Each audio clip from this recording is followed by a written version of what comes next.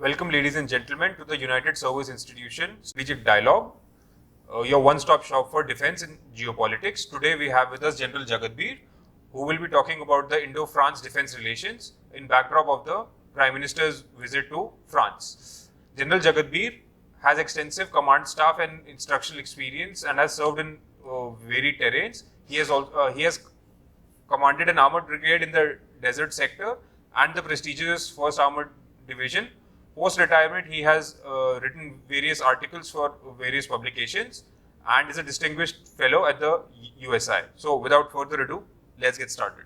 Thank you very much for calling me. It's indeed an honor and privilege to be part of the strategic dialogues of the USI, and I look forward to our interaction today on a very important subject of Indo French defense relations. So, General, could you give us a primer on the Indo-French relations till now? Yeah, if you go back in time, Indo-French relations have been extremely strong over the years. So our Prime Minister, Narendra Modi, he visited France recently, and he visited France on 13th and 14th of July. And this visit came soon after his visit to the United States, where he met with President Biden. So it's two important countries. He's meeting both members of, US, which is a member of the NATO, and France, which is a very important country as far as the EU is concerned. Now, as far as our relations with France go back, as I said, they go back to a long period of time. So one of the events that the Prime Minister attended and witnessed was the Bastille Day celebrations, where he was the chief guest. And amongst the troops who marched down that was a tri-service contingent of the Indian Army and of the Indian Armed Forces, that is Army, Navy and Air Force. And the Army contingent had with them the troops of the Punjab Regiment. And why I'm saying this is that if you go back in time, Punjab Regiment participated in World War I in France and Flanders. So our troops inducted there, fought in France and against the Germans in World War I, and fought with great amount of valor and courage, and they displayed immense qualities of military leadership and military fortitude when they fought over there. So these are things which I said go back in time. Now, as far as our history goes, their visit was to celebrate the 25 years of the strategic partnership. Now, you must recall that 25 years of the strategic partnership starts from 1998, when the French President Chirac visited India and signed it. Now, at that time, we had just exploded our nuclear device in Pokhran. We were under sanctions from many countries, but France stood by us and at that time signed this 25 years of strategic partnership. So, we have old relations, we have deep relations, and it is one of India's most trusted strategic partners as of date. Also, I must tell you that over the years, we have got a large amount of our military inventory from France. Of course, now we talk of mainly from Russia, but apart from Russia, we have had a large amount of military inventory from France, and particularly in the Air Force. So if you go back in time, the ties began in 1953 with the purchase of the first generation jet fighter named Tufani for the Indian Air Force, which was the Dassault Ouragan. And later in 1956, the IF also received the Dassault Mystère 5. So this was used both in the 65 and 71 war with Pakistan. The Air Force has also received the Mirage 2000, and lately everybody is well aware they got 36 Rafale aircraft. So, there has been a great amount of defense cooperation and existing over the years. Now, apart from the Rafale, the Indian Army has also used the equipment. We had the light tanks, AMX 13, which we used, which were the first tanks that went into Chushul. They were airlifted to Chushul in 1962, and they fought with distinction under the 20th Lancers during the Battle of Cham in 1965. So, and later on in 1971, they were there in the Battle of Longewala. So, you look at the, history of this. Apart from that, the missiles also came from France. So, you had the first lot of missiles, the SS-11B1, which came just before the 71 war, which were with two famous units, which is 70 Armored Regiment and 12 Guards. And then we started getting Milan missiles in a large number over the years. So you have had that. And as far as the Navy goes, you see, they have had a lot of collaboration as far as the submarines go of the naval arm. Also, certain aircraft. So, what I wanted to say is that we have an old relationship and a strong relationship and a deep relationship and a trusted relationship with France. One thing that catches the interest is the annual defense dialogue. Could you explain about that? Okay, the annual defense dialogue started during the visit of the French President Macron to India in March 2018, when the two countries decided to create an annual defense dialogue at the ministerial level, and this is at the level of the Raksha Mantri.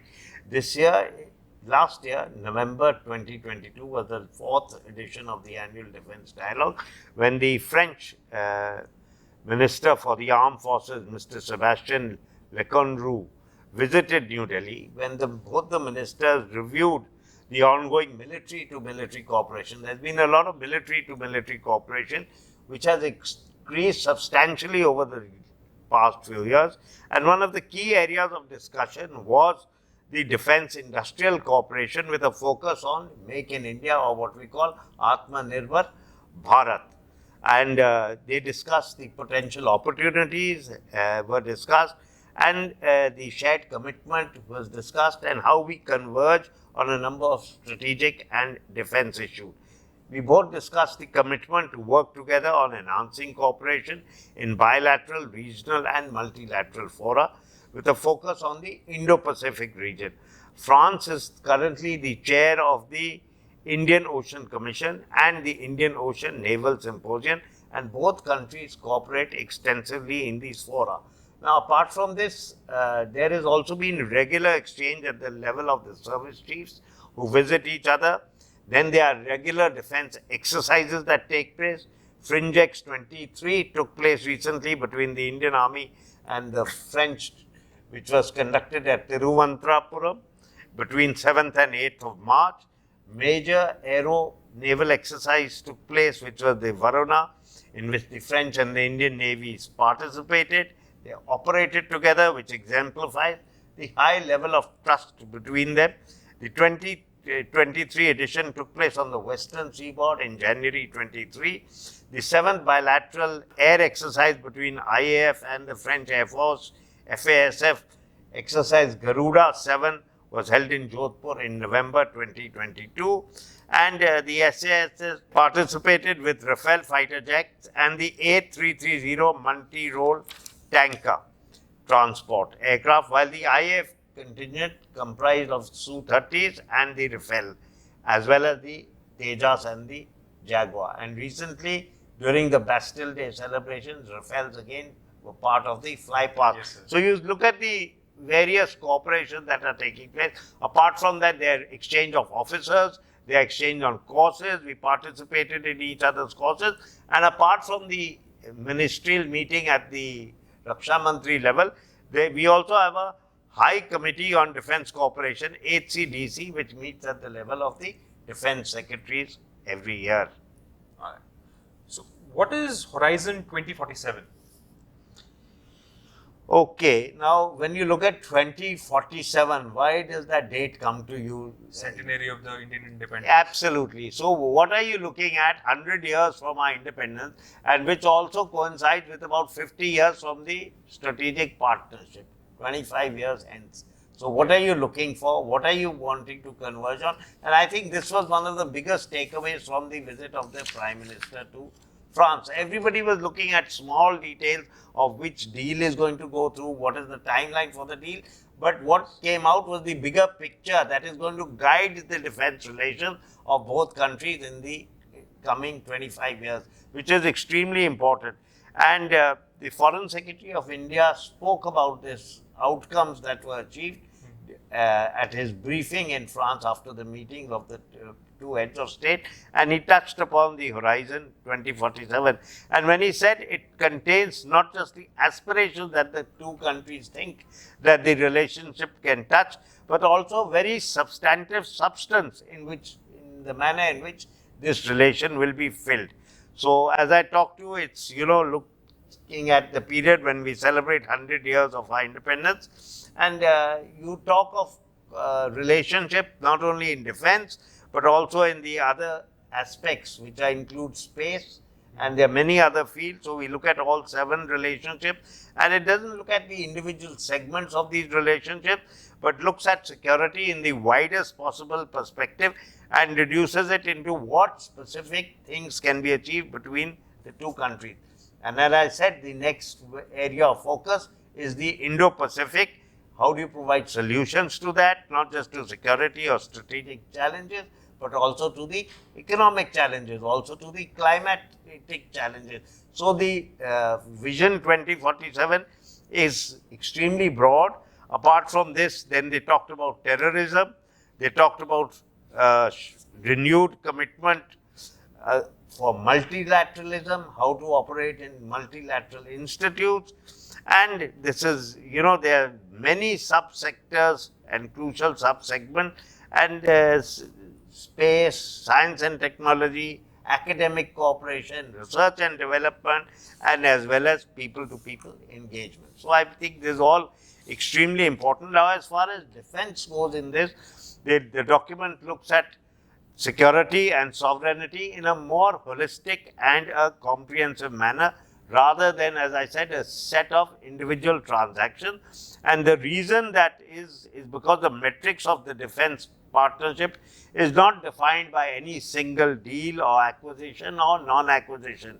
Indo French Strategic Partnership looks at all elements of engagement where the two countries are committed to cooperating on co-development and co-production of advanced technologies. So when you talk of co-development, co-production, you see, there's various steps that take place. So now you're talking of co-development. So one is when it's like a buyer agreement. When I buy something from you, after that you graduate to, joint production of the same thing.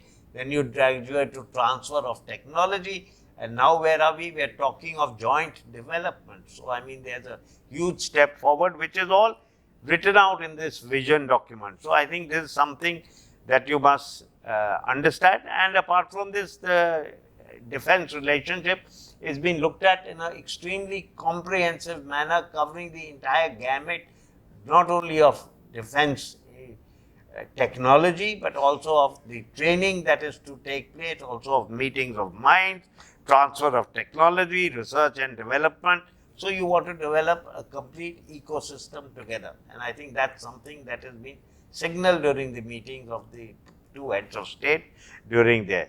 So the partnership should be looked at from a frame of reference which is comprehensive, strategic in nature, and looks ahead at the entire defense ecosystem. Quite a comprehensive deal. Yes, it is very. Okay. And I think this is the first one which has been done with any country. Okay, first of its kind. Yeah.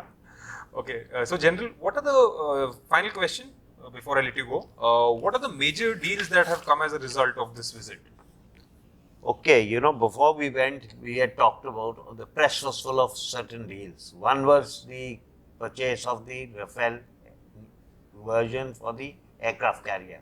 Yes. For the Vikrant. That was the thing which was top of the agenda, and that had been cleared by the DAC the day the Prime Minister landed in Paris. So that was the number one item which people were talking about.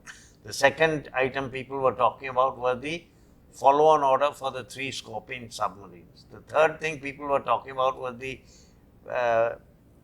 provision of, France providing help in our SSN project, which is Project 75, which is again to do with submarines. The next thing they talked about was the engine for the AMC, the Advanced Multi-Combat Aircraft. And the last thing they talked about was the co-development of the engine for the LCH. So, I mean, these were the things that were talked about. But if you look at it in detail, nothing was signed. Yes. Because all of these are processes and procedures. And rightly so, we decided to focus on the correct procedure, correct process, rather than announcing these deals over there. Loud and clear. So this is something that you must write. But what has been signed is a MOU, between Mazagon Docks and the Naval Group, which is earlier DCNS, for the construction of 3 submarines, as well as a roadmap for cooperation in the advanced aeronautical technologies for development of the combat aircraft engine between Safran and DRDO for the advanced medium combat aircraft, which has the potential to add significantly to this defense relationship. Now that India will jointly own the IP for military jet engine will be a major game changer. But it's going to take time. These things don't happen overnight. Yes. These processes take time. The roadmap has been charted out, and this can be linked to the vision document. Apart from this, there was a shareholders agreement which was signed between HAL and Safran regarding the aircraft, the engine I told you for the Indian multi-role helicopter, and that has now got the support of both governments. And India will also be setting up a technical office for the DRDO, like we have in certain other countries, like Russia. We had people of DRDO who went there. Same way will be set up in Paris for DRDO. But as I said, many people thought, there were many other things going to be signed, but these are all in there.